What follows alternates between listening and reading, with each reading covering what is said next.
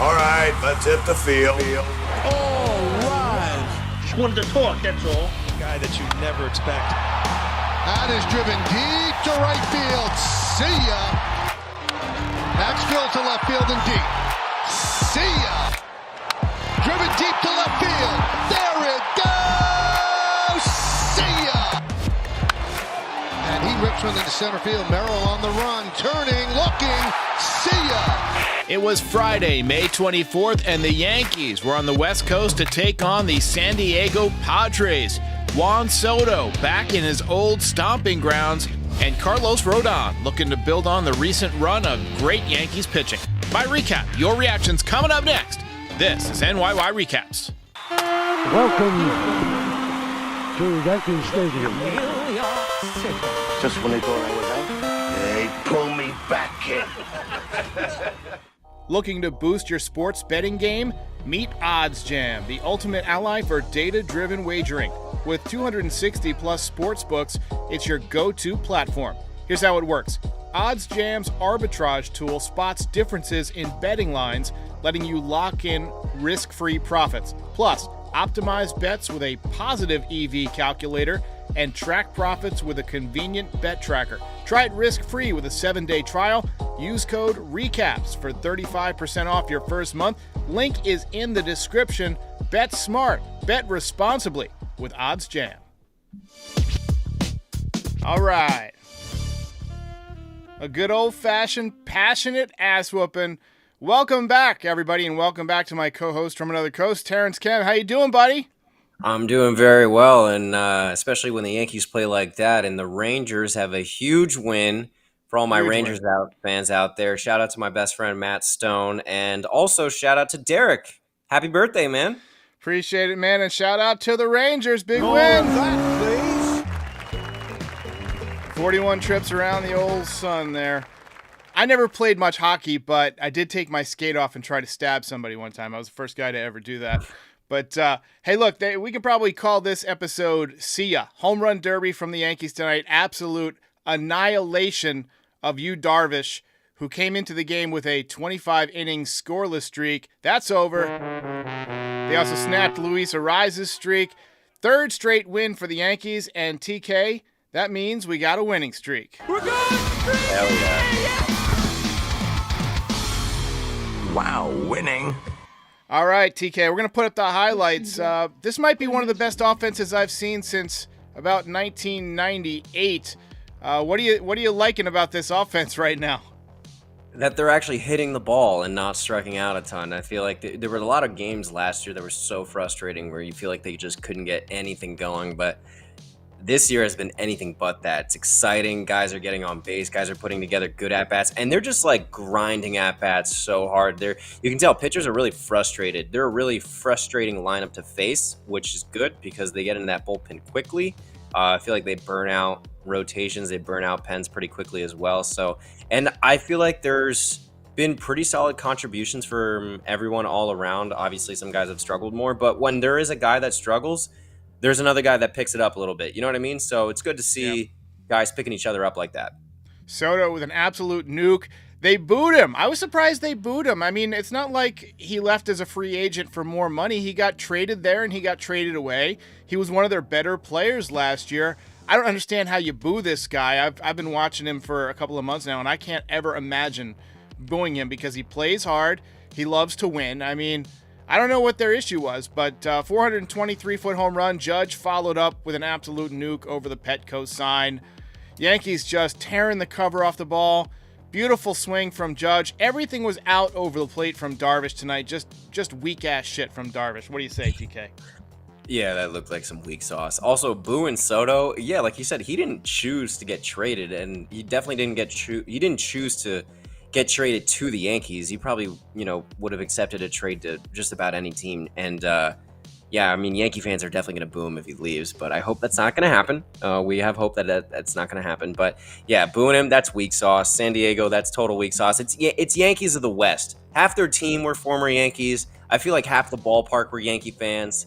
And just like a good night all around, honestly. I don't buy this 417-foot StatCast reading on the Stanton home run. To me, that looked like it was about 450, 460. But nice play from Volpe there, getting the double play. He continues to flash the leather. Gleyber Torres maybe beginning to wake up, but another pitch, 92 miles an hour, right down the middle. That is not going to get it done against the Yankees, even against Gleyber Torres, who is off to kind of a tough start this year. He has been coming around a little bit lately, but he hits this one 108.7 off the bat, 411 feet to center field.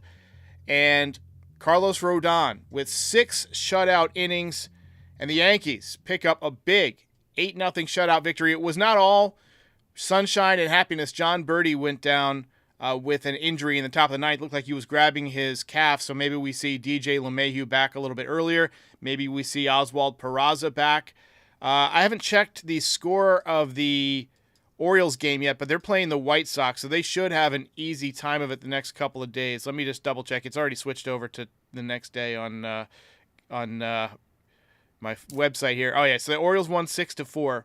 So the Yankees remain 3 games up in the AL East. They're 36-17, and if they win tomorrow, they're 20 games up, or 20 games over 500. Yeah, I mean, again, we've been doing this without Gerrit Cole.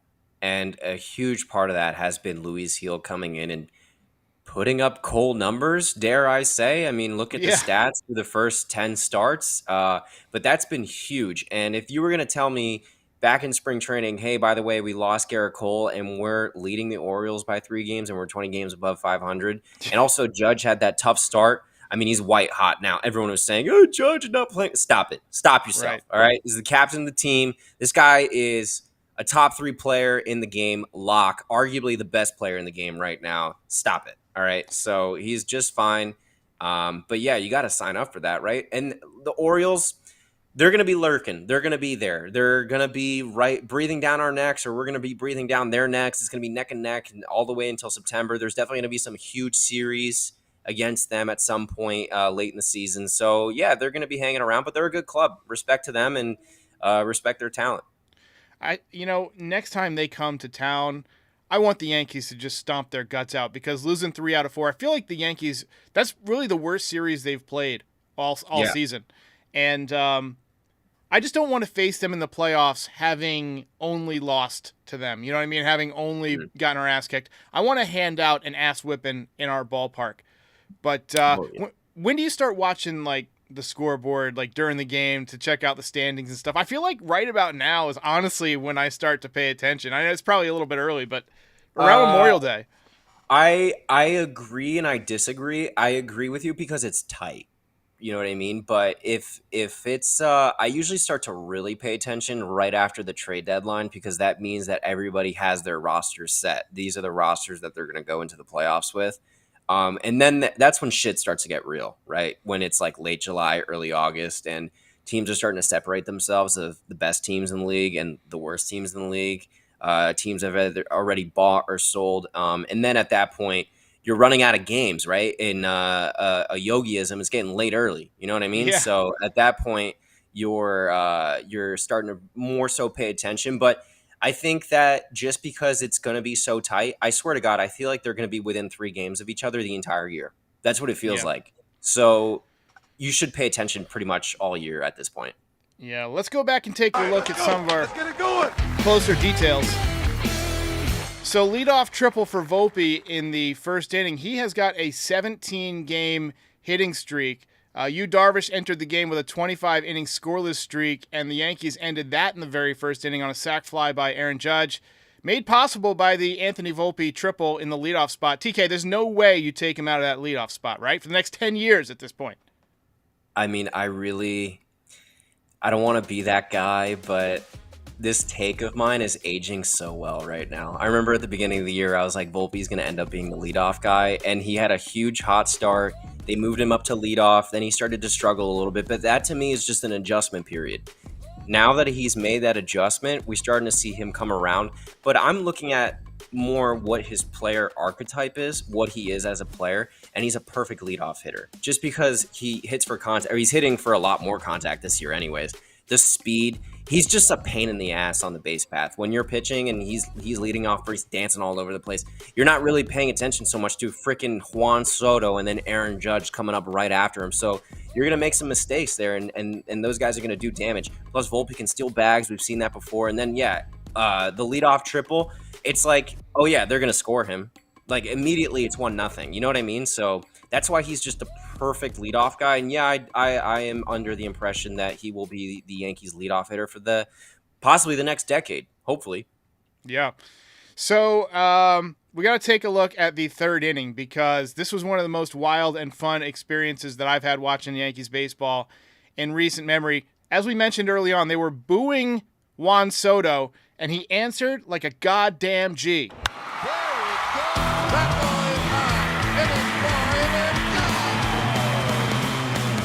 You burnt. Juan Soto, absolute nuke of a home run, 14th home run of the season. That got him one closer to Aaron Judge for the team lead, but that did not last long. It's another home run for Judge. All right. Here comes the Judge. Hanger right down the middle of the plate. Judge knows what to do with those. Sweet 16 for AJ. And I keep telling everybody, he got off to this slow start, but he's going to be the first to 20. I can pretty much guarantee it. Second deck shot. Next batter was Verdugo. He smoked one off the left field wall. Very nice piece of hitting. And then freaking Giancarlo Stanton. This guy is incredible. Giancarlo Stanton rips one. A Stantonian blast. Giancarlo Stanton hits it out. Up there into the Western California Book Depository, or whatever the fuck they call it. 417 feet. I have no idea how that's possible. I would have said 450, 460 from, just the way that came off the bat. But 3 home runs for the Yankees in about 6 minutes. It reminded me when Mike Tyson fought Michael Spinks in 1988 and just beat him so fast. He beat him out of his trunks. And the dude was literally never seen again. I've never seen him have another fight after that. He just disappeared off the face of the earth. I think I saw him in some documentary looking homeless and shit. But unbelievable performance by the Yankees that inning. Would not shock me at all if they knew exactly what pitches were coming. Also wouldn't surprise me if Yu Darvish was tipping his pitches. But to be fair, all of those pitches got way too much of the plate. They were all kind of hangers. And one of them to Juan Soto just right down the middle. So, unbelievable job. And then next inning, Gleyber Torres got in on the act. Oh, I don't have the video for it, but Gleyber Torres went absolutely deep to center. Labor Day. His 4th of the year. And if he ends up playing to the back of his baseball card, that means that there's an incredibly hot summer coming, because he's way behind what he usually does power-wise. And message to you, Darvish, stop throwing the meatballs. Time to stop throwing these fucking meatballs. TK, I was saying this is the best offense that I've seen for the Yankees in the 21st century, possibly. I mean, the 98 team was more relentless, but there's only 2 teams I think that compete with this century. The 2004 team with Jeter, A-Rod, Sheffield, Giambi, Matsui, Posada, etc., and then the 09 team, obviously, with Jeter, Cano, A-Rod, Teixeira, Matsui, Damon. And when you look at last year, I mean, they couldn't score, they couldn't hit. It was awful. And this year, they're just a goddamn juggernaut. Yeah, they look really good, man. This is so exciting to see, but you know that I'm a young guy. I'll be 24 next month. Obviously, I'm very aware of the history. I mean, the 98 team is probably considered, if not the best, but one of the best teams to ever grace the field. And then 04, I just have a sour taste in my mouth about that team because of the whole blowing the 3-0 lead. And then 09, yeah, they won the World Series, so how could they not be in that conversation? But for me personally, as a young Yankee fan, there's 2 teams that come to mind. I think it was 2012, the year that Curtis Granderson hit like 43 home runs or something like that. Yeah. That was a very exciting team. Also because it kept a lot of that core from the early 2000s. And I guess more recently, more with this core, the 2017 team. I think to recent memory, especially in the playoffs, it was Judge's rookie year. That is the most fun I've had as a Yankee fan to this date so far. Aaron Judge rookie year. I remember I went to go see Red Sox Yankees in Fenway Park, wearing the 99 pinstripe jersey, flipping off Red Sox fans like, yeah, fuck you, Yankee fan. And I mean, Fenway's dope, but you got to rep the Yankees, obviously. And I was there, and yeah, that was just a magical run. And that's why I hate Houston even more, because I feel so robbed. I'm not saying we would have won the World Series, but I definitely feel robbed out of an appearance of a Yankees-Dodgers matchup. I will say that. I think it might be coming this year, but let's talk a little bit about Carlos Rodan. Absolutely terrific tonight. Fastball was definitely back. He touched 98.2 miles an hour, according to StatCast. Not a ton of swing and misses. Sorry, having trouble talking here at 12:30 in the morning. But he was getting a lot of soft contact. He was getting pop-ups, and that tells me that hitters are late. He is now 6-2 on the season, 2.95 ERA, 61 innings, 57 strikeouts. Very respectable whip of 1.18 and dropping. Hell of a job by Carlos Rodan. You texted me in about the 6th inning and said Rodan is the comeback player of the year. I think I agree with that point. But any thoughts on what you saw from Rodan tonight and in general this season from Carlos? Yeah, tonight's stuff looks sharp. The velocity is nice to see, because that was a concern last year because he was nursing an injury. The velocity seemed to have kind of dropped off a cliff there, and that was concerning. The fact that he's come back, and it seems like he gets stronger throughout the game, right? I think you mentioned that in an episode before where like he gets a little looser. Maybe the weather's hot, and he just starts kind of throwing a little harder. He's mixing his pitches really well, getting that changeup in there. I think, honestly, you got to say the MVP of the staff is just, frankly, Matt Blake. Dude is an amazing pitching coach. I remember when we had Larry Rothschild, I would get so frustrated sometimes, and it's not because maybe he was a bad pitching coach. I just don't think he was a good pitching coach for the era of baseball that we're in. Matt Blake fits that era so well in terms of how he gets the analytics, he gives it to the players, he explains it to the players in a way that they can digest it. And I'm hot take, by the way, but if we had Sonny Gray now with Matt Blake, I do think we'd get a much different outcome than what we got with Larry Rothschild. I am one of those believers. Now, that's never going to happen. That's neither here nor there, but I am somebody who thinks that. By the way, we got Pac-Men. Get it? Pac-Men, Pac-Bell Park, Pac-Men. Anyway, Yankees hang on to win. Ball game over. Yankees win. Yankees win. I missed the word. All right. You're a winner. All right, TK, now comes everybody's favorite part of the show. We got a lot of belt candidates tonight because we had home runs from Judge, from Soto, who also had a double. We had Volpe extending his hitting streak to 17 games. We had 6 shutout innings from Carlos Rodan. People don't like it when we give a team belt, so we're not going to do that. But we had solo home runs from Torres and from Stanton. So it was a pretty tough decision, and you had a pretty unconventional solution to it. I mean, yeah, I think it's pretty obvious who deserves the belt tonight, right? There's only one man that made tonight possible, and that goes to Mr. Yu Darvish for shitting the bed. Thank you very much. Fucking got rocked. All time. That's an all-time troll. I love it. That's an all-timer. Well, he certainly did not have his best stuff. The 25 inning scoreless streak is in the books. If we really had to give out a real one, we probably would have given one to Juan Soto or Carlos Rodan. I think Rodan probably 6 shutout innings, but then Soto like back in his ballpark and hitting first belt for Yu Darvish, by the way. Yeah. Is that the first non-Yankee to get a belt?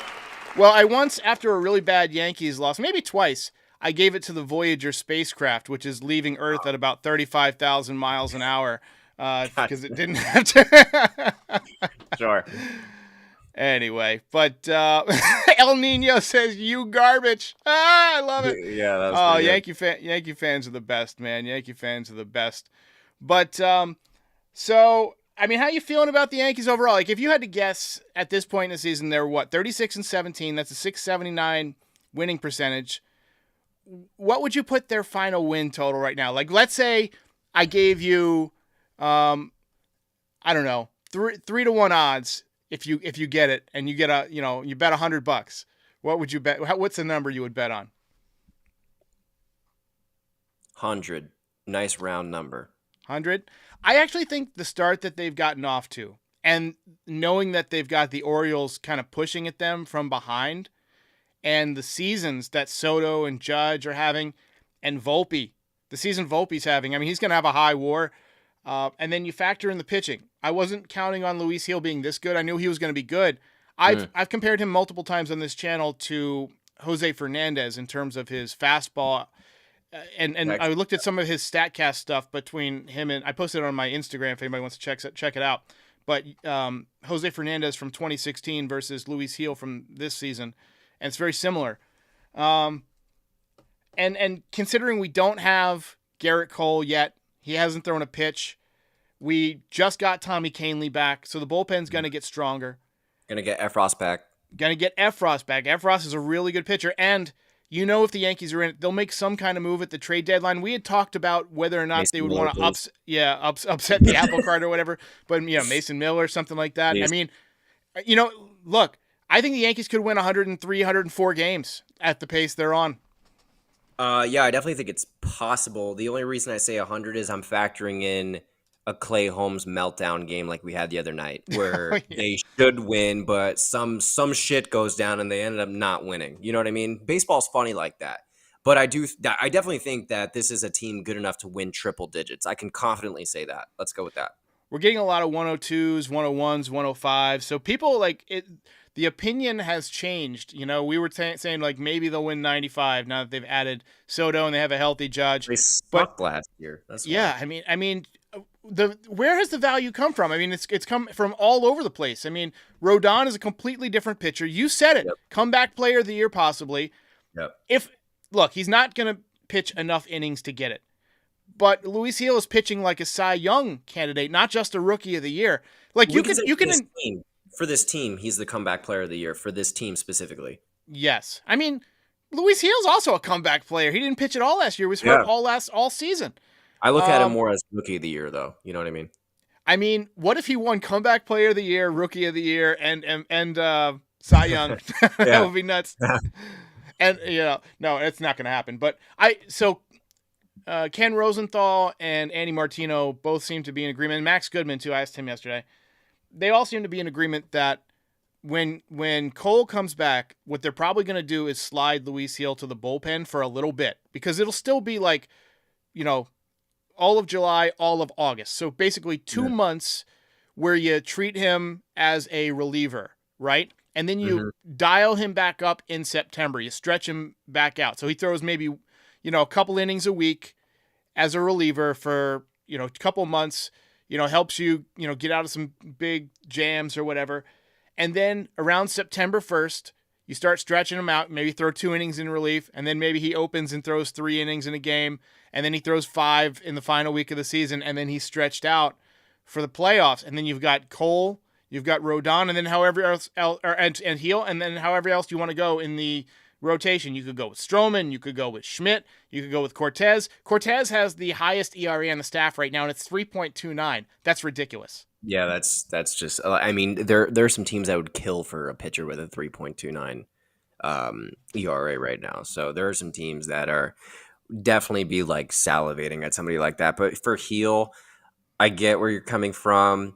Schmidt making me look really bad, by the way, about about putting him in the bullpen. But that was at the point where I thought he was basically a 2 times through the lineup pitcher. And at that turned it around. Yes. But something must have clicked there because he is now pitching deep in the games and he looks like a different dude. I'm actually going to see him on Sunday in Petco Park. Very excited for that. But yeah, I mean, I guess if you're going to move somebody, now the pick looks like to be Nestor, but he's still a 3.29 pitcher. I mean, that's a very, very good, if not elite pitcher. I mean, it's really at that like borderline kind of level. But for Gil, yeah, I mean, he just came off Tommy John. If you want to kind of not really, let's not play with fire. You know what I mean? Because this guy has shown you that this dude could be an elite pitcher. And a young elite pitcher. And if that's the case, you want to nurture him. You want to raise him properly. And by the way, having a pitching mind like Garrett Cole is enormous. Did you see the other day he's pitching? he looks at Rizzo, he gives him one of these, and then just kind of meaning like, yo, go tell him to chill out for a second. He can just see things like that, and they all credit him for this. But Garrett Cole's just like a total like baseball nerd. So I love the fact that we have him on the team. He's been invaluable, and he hasn't even thrown a pitch this season. You know, there's that website, Baseball Savant. He's an actual baseball savant. Like, he's an actual guy. And I wanted to bring up this comment that we had because the podcast people that are listening didn't get to see it. Dylan Plays says, if we were to play 500 from now on, we would have 100 wins. That's, I didn't realize that. That's great. My quantitative, my math That's pretty specialist. nice. I think they're going to do better than that. Yeah, again, confidence, triple-digit wins for sure. I said 100 just because I was factoring, maybe injuries and stuff like that. But if you're going to continue on this arc, why not 107, 108? I mean, that's a really, really good season. But, I mean, I'm just factoring in some freak injury, knock on wood, or, somebody starts to shit the bed. I don't know. But, shit happens in a season. It's 162 games. It's a long time. So we're about, a third of the way through now? Roughly, Yeah, so I mean, if they can continue with this pace, hey, listen, we're talking about one of the best teams in the game right now, so that's what we want to see. So Frankie Baseball says this is the 11th time a Yankee starter has pitched at least 6 scoreless innings. That's the most in Major League Baseball. That's also unbelievable. It's also the same number of times that the Yankees did that the entire season last year. Wild, wild statistic. And it's hard to believe that 1/3 of the season is already over. But this has been a really fun season so far, TK. Let's take a few more comments here. I gotta get out of here. Let's see what else we got. People starting to, I think, wear out as we approach 12:40 a.m. Eastern Time. What's the DJ Peraza rehab assignment update? I think they just finished their rehab assignments, or they're close to finishing it, right? So DJ was And going to play Birdie just went off the field, so he might go on the IL, so that might open up a spot. Yeah, so best we can hope for is that it was cramping for Birdie. He couldn't put any pressure on it, but to me it looked like a calf tear or something like that because of the way he was grabbing in a way he couldn't put any weight on his leg. So to me that tells me he's going to be out for a while. I would imagine they're going to call up Oswald Peraza, or they're going to activate DJ LeMahieu early. He was going to play tomorrow anyway. What they're doing with DJ is playing him like 2 or 3 days in a row. They also might go a player short for a day. Yeah, I was thinking that they maybe don't want to use an option on Peraza, and they'll just go one guy short on the bench and just do that, and then. Well, they've already optioned Peraza, so they've already optioned. Right, and once you option a guy, you can option him as many times as you want that year, and it counts as one option year. Gotcha. Yeah. So they've already done that. So then I guess they probably bring him up, activate him for one game, and then send him back down and have DJ come up, and that's fine. Yankees are now 1 game off the best record in Major League Baseball. The Phillies off to a phenomenal start. Phillies 37-15. They got a 712 winning percentage. Actually, something about that. Have you seen who they've played? They've played like bad teams, basically. Like I saw something. They've only played like 3 teams that are 500 or better. So they've had a really soft schedule to start the year. So I don't know. Is that fugazi or not? We'll see. We'll see. They're a good club, but I'm just saying, are they that good? I don't know. Somebody in the chat, Francis Healy, says that it's Achilles for Birdie. Now, we haven't had confirmation on that, but Paul O'Neill suspected that in the broadcast. I didn't want to say it. It looks like the Achilles was a little bit lower than where he was grabbing, but if it's an Achilles problem, that's season. I mean, that's done for the year. Man. I mean, did he look like Aaron Rodgers out there? I don't know. I mean, no, he should go see Dr. Neil Elitroch come back in like 3 months, do a little ayahuasca, and he'll be fine. Yeah. So. Yeah. All right, ladies and gentlemen, thanks for watching. TK, thanks for joining. We'll be back after tomorrow night's game. Well, TK won't. He's going to the game baby. Sunday, or today, or tomorrow or Sunday? Tomorrow's Saturday, so I will be at the game in San Diego on Sunday, and I will be in Anaheim on Tuesday. And then that weekend, I'll be in San Francisco. So we're doing 1 game each of each series. Very excited about that.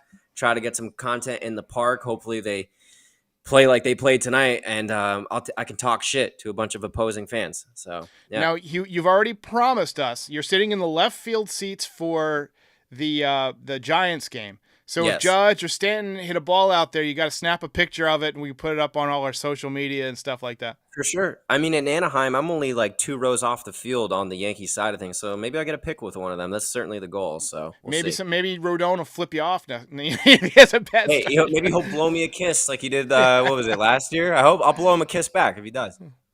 All right, ladies and gentlemen, we'll see you next time. TK, have a good evening. Thank you very much. All right, see you guys. Ball